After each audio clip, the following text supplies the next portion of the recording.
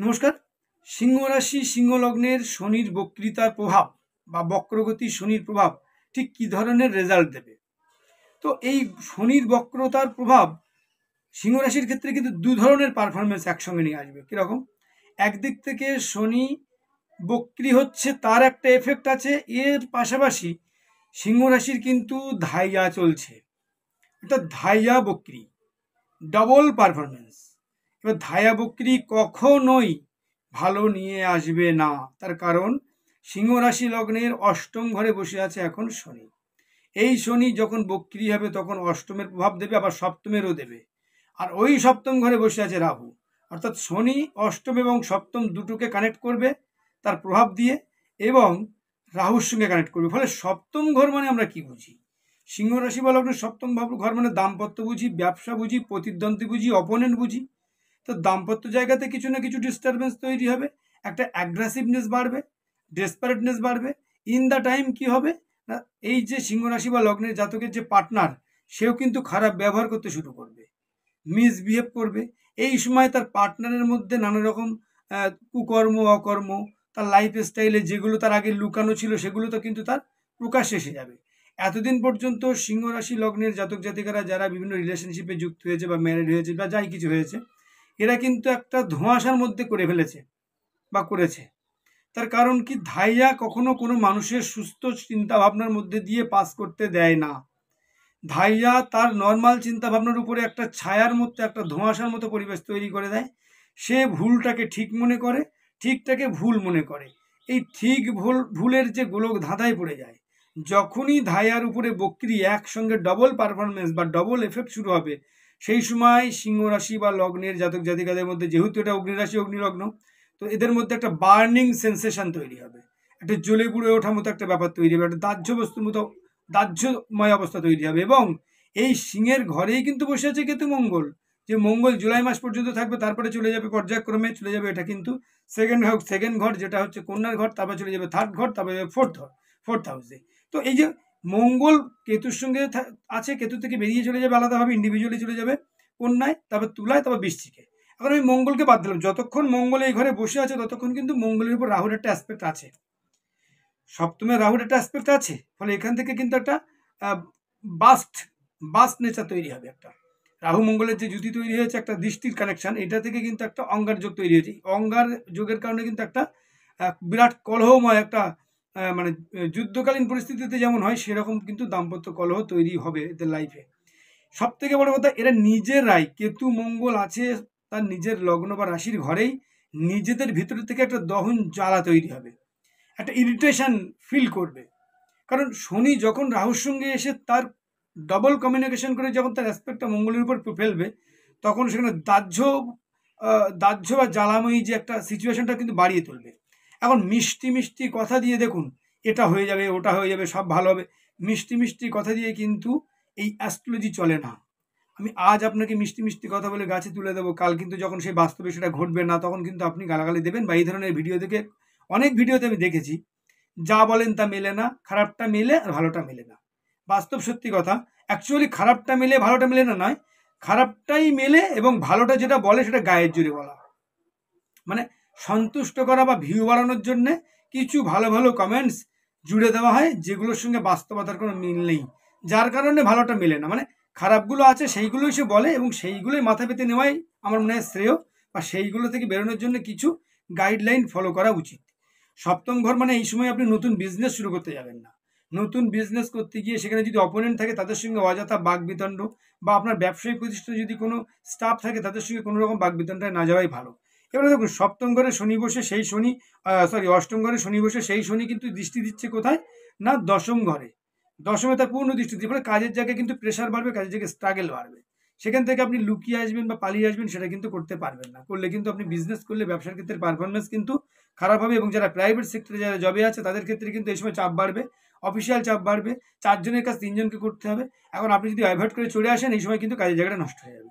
সুতরাং আমার মতে বলে, এই সময় দাঁতে দাঁত চেপে কোনো রকমের কষ্ট সহ্য করতে আপনাকে 138টা দিন আপনাকে পার করতে হবে, 13ই জুলাই থেকে আগামী 138 দিন, প্রায় একেবারে নভেম্বরের লাস্ট পর্যন্ত। তো এবারে আসবো এডুকেশন, যারা প্রাইমারি, সেকেন্ডারি বা হায়ার স্টাডি, সেক্ষেত্রে কি দেখবেন হায়ার স্টাডির ক্ষেত্রে একটা কথা বলি, সেক্ষেত্রে নবমপতি কিন্তু মঙ্গল তার হাউসে চলে আসছে। ফলে এই যে মঙ্গল এখানে কেতুযুক্ত হয়ে বসে আছে, এখানে মঙ্গল কেতুযুক্ত হয়ে বসে আছে মানে এখানে তো প্রবলেম তৈরি করবেই কম বেশি। আর সপ্তম এবং অষ্টম একমাত্র রিসার্চ ডিপ ওয়ার্ক, যারা এই মুহূর্তে কোনো রাতারাতি পারফরমেন্স চাইছেন না, এক্ষুনি ম্যাজিক্যালি যারা পারফরমেন্স চাইছেন না, এই ধরনের ব্যক্তিদের যদি সিংহ রাশি বা লগ্ন হয়ে থাকে, এরাই একমাত্র ভালো ফল পাবেন। অনেকে সিংহ রাশির লগ্নের জাতক জাতিকারা অনেকে মনে করছেন যাক বিয়ে করে নিয়েছে আর কোনো চিন্তা নেই, অনেকে মনে করছে রিলেশনশিপটা বিল্ড আপ করে নিয়েছি কোনো চিন্তা নেই, অনেকে মনে করছেন না একটা মোটা অঙ্কের ফান্ড এক জায়গায় করে ফেলেছি আর তো চিন্তা নেই, বিজনেস স্টার্ট করে দিয়েছি। ভুল। যখনই আপনার এই সিচুয়েশন তৈরি হবে, বক্রতা শুরু হবে, তখন কিন্তু শনি কিন্তু উল্টো চালে ব্যাটিং করবে, অষ্টমে ব্যাটিং করবে, সপ্তমে ব্যাটিং করবে, সপ্তমে আবার রাহু বসে আছে, সে শনির সঙ্গে কানেক্ট করে আবার ব্যাটিং করবে। ফলে একদিক থেকে তিনখানা প্ল্যানেটের মানে শনি একবার সপ্তমের, একবার অষ্টমের, আবার রাহু একবার সপ্তমের, আবার এদিকে ফার্স্ট হাউসে কেতু, সঙ্গে মঙ্গল, মানে একটা একটা কমপ্লেক্স সিচুয়েশন তৈরি করবে পুরো জীবনযাত্রার উপরে। হঠাৎ করে যেন একেবারে সেই তাসের ঘরের মতো তছনছ করে দেওয়ার মতো পরিস্থিতি তৈরি করবে।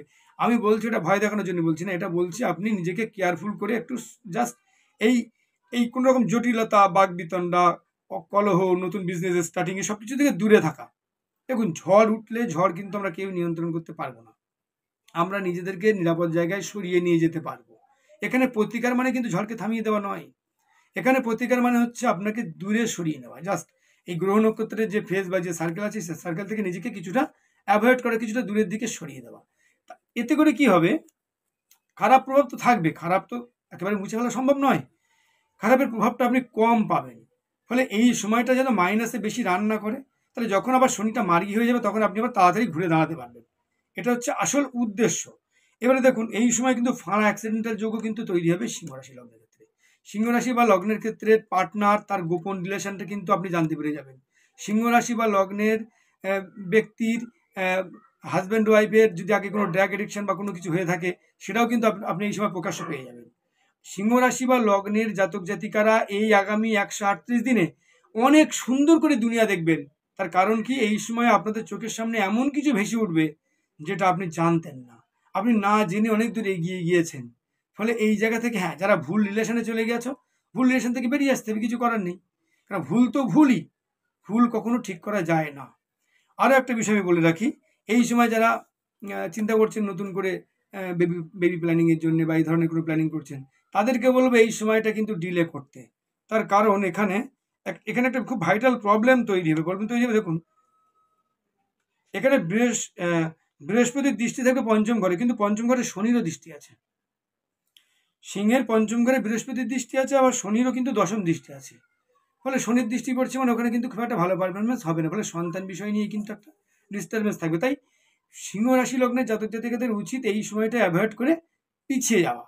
সব থেকে বেটার হয় ধায়ার মধ্যে না নেওয়াই, এই ধায়াতে টোটালি অ্যাভয়েড করা। কারণ ধায়া অ্যাকচুয়ালি কি হয়, ধায়া তার পাস্ট কর্মটাকে ফল প্রাপ্ত করায়। সিংহ রাশি বা লগ্নের জাতকদের মধ্যে কম বেশি একটা ইগো থাকে, একটা দাম্ভিক ব্যাপার থাকে, কাজ করে, আমি ডন এটা কাজ করে। তোমার মধ্যে একটা ঔদ্ধত্য, অহংকার অনেক কিছু তৈরি হয়েছে। তো সেইটাকে কিন্তু শনি এবার মাটিতে মিশিয়ে দেবে। সবাই মানুষ, আমি একটু স্পেশাল মানুষ, সবাই রাস্তা দিয়ে যাচ্ছে, আমি একটু স্পেশালভাবে যাচ্ছি, সবাই বাসে যাচ্ছে, সবাই সিটে বসে যাচ্ছে, না আমি একটা, আমার ভিতরে একটা ঘ্যাম কাজ করছে। এই সিংহ রাশি লগ্নের জাতক জাতিকাদের মধ্যে, যাদের মধ্যে, সবার নয়, যাদের মধ্যে ঘ্যাম ব্যাপার তৈরি হয়েছে, একটা আভিজাত্য ব্যাপার তৈরি হয়েছে, একটা অহংবোধ তৈরি হয়েছে, আমি এই আমিত্ববোধ, অহংকার বোধকে মাটিতে মিশিয়ে ফেলার জন্যই কিন্তু শনি আসছে, ধায়ার সঙ্গে বক্রি বা বক্রতা নিয়ে। এটাকে যেন কেউ খারাপভাবে নেবেন না, কারণ সিংহ রাশি লগ্নের মানুষদের মধ্যে কিন্তু অগ্নিরাশি, অগ্নিলগ্ন যেমন নায়কত্ব প্রভুত্ব করবে, তেমনি কিন্তু একটা অহংবোধ কিন্তু থাকে কম বেশি। তো চেষ্টা করুন সেটাকে একদম নর্মালাইজ করে সিম্পলি মানুষের সঙ্গে মেশার, তাহলে আপনার কিন্তু ভালো হবে। যারা অফিসিয়াল প্রাইভেট সেক্টরে জব করছে তাদের কিন্তু চাপ বাড়বেই, হয়তো সেখানে সেই সম্মানটুকুও পাবেন না, এটা সাময়িক 138 দিনের জন্য। মনে করুন স্যাটার্ন আপনার পরীক্ষা নিচ্ছে, আর অন্য কিচ্ছু না। আপনার যোগ্যতা থাকা সত্ত্বেও আপনার যে প্লেসমেন্টটা দিয়েছিল, হঠাৎ করে দেখবেন 13 জুলাইয়ের পর থেকে আপনাকে একটা র্যাঙ্ক এক ধাপ নামিয়ে দিয়েছে অফিসে। বস আপনাকে যেভাবে মাথায় রাখতো, হঠাৎ করে দেখবেন এই 138 দিনের জন্য বস আপনাকে নিচে রাখছে। আপনার সিনিয়র ব্যক্তি যারা আছেন, যারা সিনিয়র স্টাফ, তারা আপনার কথা শুনছিল, এই সময়ের পর থেকে দেখবেন তারা আপনার কথা শুনছে না। জুনিয়রদেরকে যে আপনি হাতের মুঠোয় রাখছিলেন, তাদেরকে হাতের মুঠোয় রাখতে পারছেন না। যারা কনসালটেন্সি করছিলেন, তাদের এই সময় দেখবেন অনেক ক্লায়েন্ট কম আসবে, তাদের ক্ষেত্রে প্রবলেম তৈরি হবে। তো সব দিক থেকে বলতে গেলে সিংহ রাশি বা লগ্নের একটা জটিল, একটা কমপ্লেক্স সিচুয়েশন তৈরি হবে। বিশেষ করে দাম্পত্য জীবনে তৈরি হবে, ব্যবসায়িক জীবনে তৈরি হবে, প্রতিদ্বন্দ্বিতার ক্ষেত্রে তৈরি হবে।